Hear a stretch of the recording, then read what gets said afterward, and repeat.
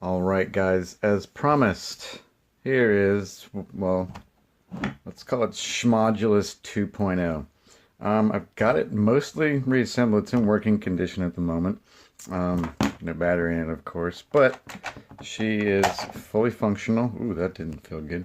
A little taut right there. As you can see, we've got some epoxy, we've got hot glue. I kind of more or less just put it back together so that I could run it in a war. We've got some gaps still to fill. We've got a lot of epoxy to do. Obviously a repaint job.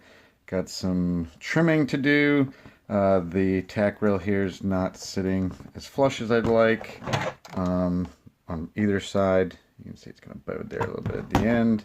I had half thought to move it back. I may still. We'll see. I think that's going to be more work than it's worth. But I think it's looking pretty awesome. Let's get a little bit better light. And move your finger. Oh, no. Let's try that again. There it is. Get a little bit better lighting. Very nice, comfortable. You know, I love about the modulus, it is symmetric, unlike its predecessor, the Strife. But for comparison, that's how much bigger it is than a Strife. Literally, the barrel extension is about all that sticks out further than the Strife. Obviously, it's a little bit more beefy than the Strife. It's a little bit thicker than a Strife. But again, it's also asymmetric. Oh man, look at that putty job. Yep, it looks terrible. So yeah, lots of work to do, still yet to go, but just wanted to give you guys a quick update, show you how the Schmodulus was coming along. So far so good. I've watched a lot of Mr. Nathan videos, and I think I've got some ideas. Gonna fill this in, smooth it all out. But I'm really excited to get the epoxy done on this thing, which I'm gonna try to do here in the next week. Sanding, repainting, and getting this thing done, and aesthetically done, I should say. Do still need some parts. I've got Michel 2.0s in here. Actually, no, they're like knockoff Michels. I think they're like Mabuchis or something. Honestly, I have no idea what motors are in here, but they perform just as well as most Michels, in my experience anyway. When I had replaced the motors in my Strife with Michels and stock wheels, I was getting similar performance that I'm getting out of this, which is roughly about 90 to 90 feet per second on average.